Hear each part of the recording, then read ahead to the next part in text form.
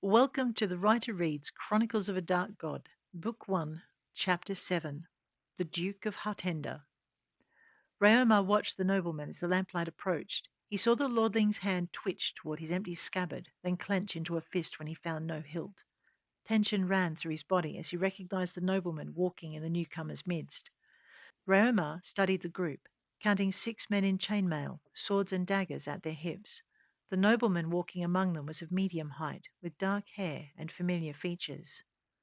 Hartender. So the rumours were true. Raomar frowned, watching as the Tillerman moved in close to the young lord and draped an arm over his shoulders.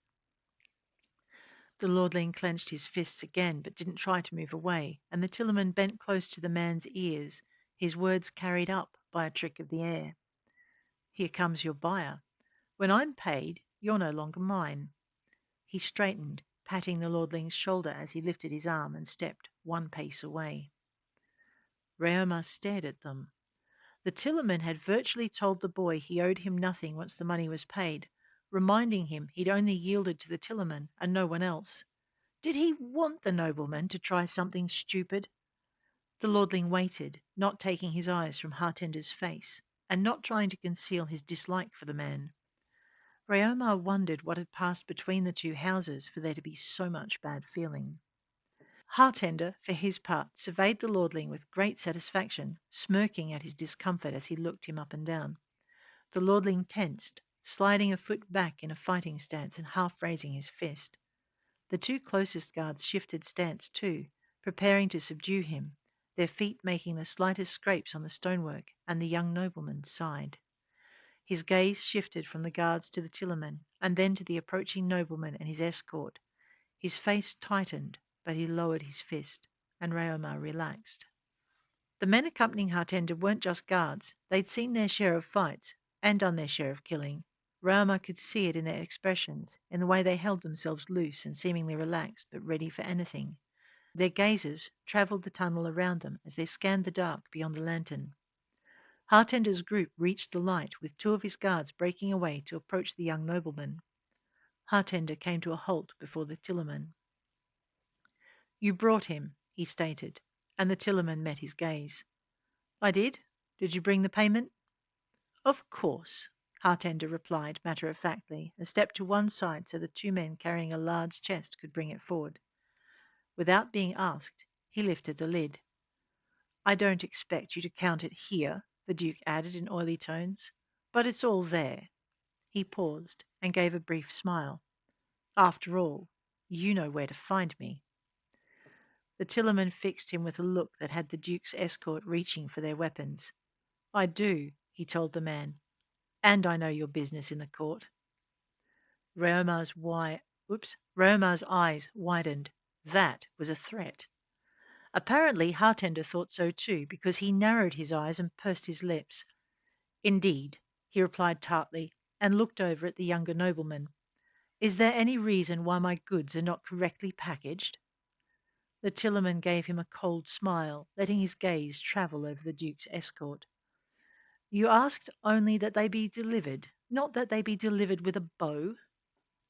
Anger darkened the Duke's features, and the Tillerman continued with a shrug. And I knew you would bring sufficient to keep them secure. Indeed, the Duke repeated disapprovingly. He indicated the chest and its contents, then gestured toward the young noble. May I? By all means, the Tillerman replied, stepping back and signalling his men to take the chest and lead the lordling to the Duke. I have your payment. He gave a short whistle and moved back toward the wall. Raomar heard the grind of stone and felt the tremor of a heavy door shifting aside. The Duke's head snapped around in surprise, but he said nothing. Bootsteps followed, and then the ledge shook and the grinding sound came again. A heavy clunk followed, and then silence, and Raomar knew the Tillerman was gone. Below him, the Duke of Hartender stared at the wall a moment longer, then turned back to the young man who was now flanked by his guards. Broderick. The satisfaction in that address made Raomar wonder what the Duke of Hartender stood to gain by his rival's capture. Something in the way he said it was too much for the young lordling, and he pivoted, taking 2 strides into the dark beyond the lanterns. Hartender's men were faster. One moved swiftly to block his path, and the second slammed a fist into the young man's ribs when he changed direction. The blow hit low and hard, and the lordling folded, wrapping an arm over his ribs and hitting the ground on his knees. He tried to stumble directly to his feet, but was driven to his stomach as the guard slammed into his back and forced him down. He gave a short, sharp cry of pain as his arms were dragged behind his back and bound elbow to wrist. He bit back a second cry as they hauled him to his feet and turned him to face the Duke. Hartender stretched a hand toward his face, and the young man tried to twist away. "Steady now, Broderick. This is for your own good." Raomar watched, catching sight of a thin blue glow outlining the man's fingers. The lordling saw it too and gasped as he turned away. One of the guards seized him by the scruff of the neck and held his head still enough for the Duke of Hartender's hand to come down over the boy's eyes. Broderick froze. The Duke smiled and laid the palm of his other hand against the boy's cheek. Broderick gasped and froze, and the Duke spoke a short phrase. Raomar's eyes widened. The Duke of Hartender was a wizard? The blue flared to white, and the Duke shifted his hand so it stroked up the nobleman's cheek, across the crown of his head and down the other side of his face. Broderick's breathing quickened in panic, and he gasped a second time as the Duke slid the hand from his eyes and down to his chin before withdrawing it. White light followed, and the young nobleman scrambled back. Or he tried to. The two guards held him fast. His breathing sped, and the white light turned to ink and then sank beneath his skin. "Wait!" the boy cried. "What have you done?" He sagged in the guard's grips. "I can't see." Panic gripped his voice. "I can't see." He tried to turn. "Joseph? What? Why am I blind?" "So you'll walk where you're asked," the Duke replied shortly. "My men will guide you." "But—" The Duke gave the nearest guard a short, sharp nod, and the man drove his fist into the lordling's side. "Quietly," the Duke ordered, and the lordling closed his mouth on the protest he'd been about to make. Raomar watched, trying to understand the significance of what he'd seen, and who the lordling really was. Broderick was not a name he knew. Not that he knew all the names of the lords and their progeny, but many, yes. It was another question for Dart, and he set it aside for another time, watching as Hartender and 4 of his guards led the young nobleman into the dark. 4? Raomar looked around in alarm. Movement flickered at the edge of his vision, followed by the sharp punch of a dart. Numbness spread immediately after, but not fast enough to stop him registering a second impact, and more numbness. His vision blurred, and he slammed a palm into the stone before him, trying to stop himself from pitching over the edge. He succeeded in pushing himself back, felt the wall behind him as he toppled to one side, his eyes closing of their own accord. Raomar fought the poison coursing through his system. He would have fought the man who rolled him off the ledge to drop into the arms of the men waiting below. The Duke doubled back, leaving the younger nobleman sagging between his 2 guards. "What have we here?" he asked, as Raomar was hauled upright and held still for inspection. Raomar blinked, managing to get his eyes open long enough to register who he faced. "Well, hello, old friend," the Duke greeted, placing a hand under his chin and turning his face from side to side. Raomar's eyes fluttered closed, and he tried to open them, tried to get his legs to obey enough to bring his feet under him so he could hold his own weight. Failed miserably. The hiss of steel from a nearby scabbard had the Duke snap. "Wait! He's an old fr—" The hand on Raomar's jaw tightened. "You conniving son of a bitch!" Raomar tried to keep his eyes open, but failed. He must have missed another signal from the Duke, because a vial was forced between his lips and his head was tilted so its contents flowed into his mouth and down his throat. He swallowed convulsively, trying not to choke as his head started to clear. This time his eyes didn't close when he opened them, although the view hadn't improved. The Duke of Hartender's face was inches from his own. "You're coming back with me," he snarled as rough hands bound Raomar's wrists behind his back. "And we're going to have a long chat about where we've met before and why I'm under the illusion we've known each other longer than our meeting in my carriage." "We should put him out," said the guard who'd captured him, but the Duke shook his head. "No, Cale. Blindfold him so he can't mark the way, and gag him so he can't cast anything."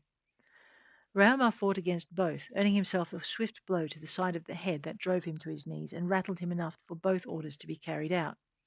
When he tried to twist his head to make the blindfolding less effective, a second blow left his mind spinning and he didn't resist further. Once he'd been secured, he was hauled to his feet. Judging from the soft, panicked breathing ahead of him, he'd been set behind the lordling, a fact that was confirmed moments later when Broderick spoke. "Joseph?" the young man asked plaintively. "How long?" "Long enough," the Duke replied shortly, and his tone should have been enough to prevent any further argument.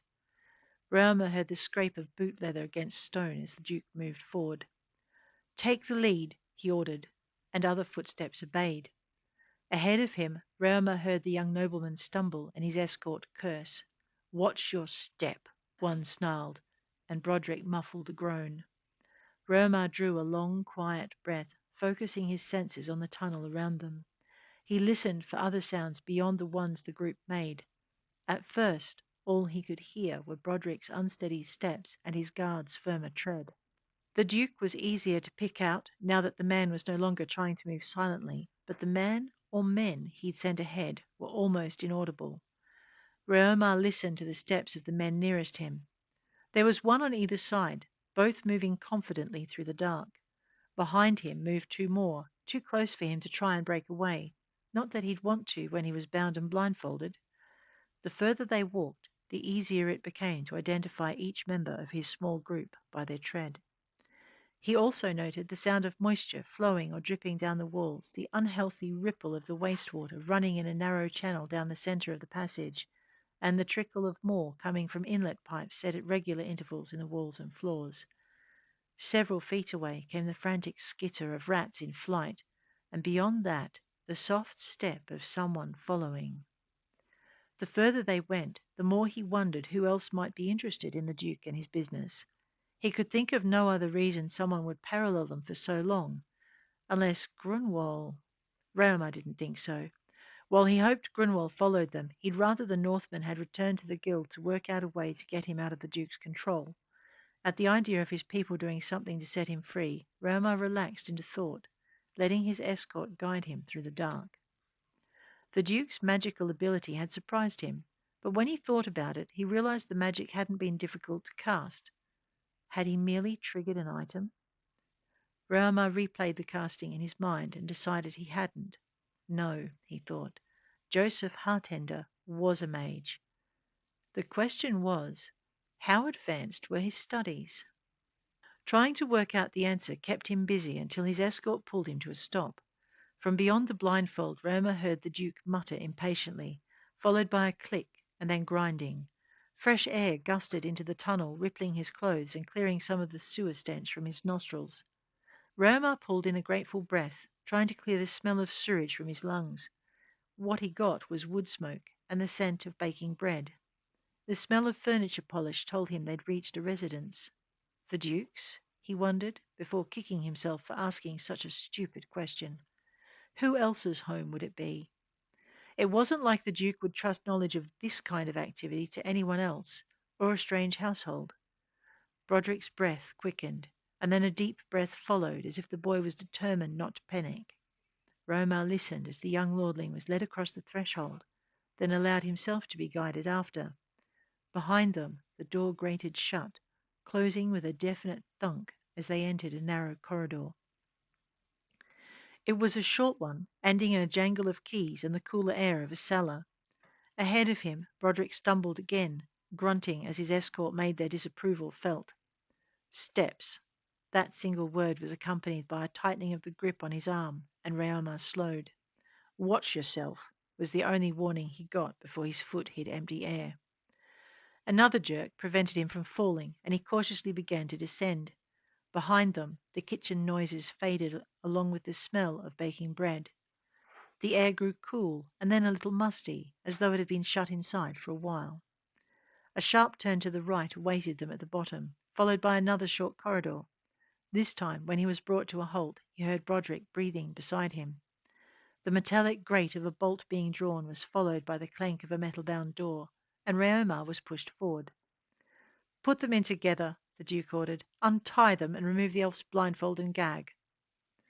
Broderick grunted and stumbled as he crossed the threshold behind Raomar, and the elf kept moving until he was clear. Heavy footsteps were accompanied by a strong grip on his arm, and he was again jerked to a halt. "Stand there!" There ended up being where Raomar had stopped, and the guildmaster waited. Rough hands removed his blindfold and gag before removing his bindings. Even when he was free, Raomar forced himself to stand still. It would be sheer idiocy to give the guard an excuse to gut him just when he'd been freed. The guard turned him. "Beds there?" He turned Raomar again. "Buckets there. Don't get them confused." That last brought harsh laughter, and he was shoved roughly toward the wall as the guard reversed quickly away from him. Raomar heard Broderick gasp, and then the sound of the young lord hitting the cell floor as the two guards retreated. While his eyes were still adjusting, he saw them reach the cell door and pull it closed after them. The sound of the bolt being rammed home left him in no doubt he was stuck for a while. He caught sight of the darker patch that was the young lord, just as lamplight flared in the corridor outside. Some of it glimmered through the small barred window set high in the door, and Raomar shaded his eyes. Straw rustled, and the lordling pushed unsteadily to his feet. "Wait!" he cried, turning toward the door. "Joseph!" Raomar sighed. "Joseph!" Broderick called, louder this time. Raomar heard him draw breath for another cry. "What is it?" Duke Hartender snapped from the door. I need..." Broderick hesitated, swallowed hard, and wrapped his arms around the window. "When will I be able to see again?" The Duke snorted. "When it pleases me," he replied. "But enough!" Hartender snapped. "You're still alive, aren't you?" Broderick paused. "Well?" Hartender demanded impatiently. "Aren't you?" "Yes, but..." Broderick began, and Raomar caught sight of the fury that crossed the Duke's face beyond the bars. He was about to haul the young man away from the bars when he heard the rattle of keys and the door was jerked roughly open. Hartender came through in a rush of force, picking Broderick up and slamming him into a nearby wall, while two of his guards came through to stand between the pair and Raomar. The guildmaster raised his hands and backed up to lean against the other wall. The crossbows were cocked and didn't waver, and Raomar kept his hands raised and his back against the wall. He didn't take his eyes from what was happening with the two noblemen, but neither of the guards looked back. Hartender wrapped a hand around the younger nobleman's throat, then laid the palm of his other hand over Broderick's heart. "No," Raomar began, seeing blue light swirl along the Duke's arm. He almost started off the wall, but a soft whistle drew his attention to the guards, and one of them shook his head, waving a finger in forbiddance. The other's aim didn't waver, and his finger tightened on the trigger until Raomar resumed his position. Behind them, the Duke's voice rose and fell in a brief chant that Raomar did recognize. Nausea rolled through his stomach and cold fear chilled his skin. He wanted to protest that this spell wasn't necessary, that... The blue faded to purple, and darkness sent black specks dancing through the light. Sickened, Raomar watched the light coil down Hartender's arm to glove the hand spread over Broderick's chest. Hartender cocked his head, speaking the final word to the spell and sending the light into the young lord's torso. Streaks of black-streaked purple crackled over the young lord's chest and shoulders, and he screamed, his body jerking under the Duke's grip. With another snapped-out syllable, the Duke released him, stepping back to let the lordling drop to his knees. Broderick wrapped his arms around his chest and crashed from his knees to his side, his breath coming in ragged sobs. The crossbow shook in its wielder's hands, and the man gave the other soldier an anxious look. The other guard didn't flinch, although his face became shuttered. Behind them, Duke Hartender turned slightly to look at Raomar. "When I come for you in the morning," he said, "you will tell me who you are and the truth of how we met." The ice-cold surety in his voice sent a chill through Raomar, but he forced a slight smile to his lips and inclined his head. "If that is your wish," he replied, forcing his voice to calm, even as anger rolled through him. The Duke could bring whatever pressure he liked, but it would do him little good. Raomar didn't believe he'd still be there in the morning. In the meantime, he fought to keep the outrage from his face. Firstly, he was being threatened. And secondly, he had a hole in his intelligence network, one that badly needed to be filled. The threat could be avenged. The hole? He'd find a way.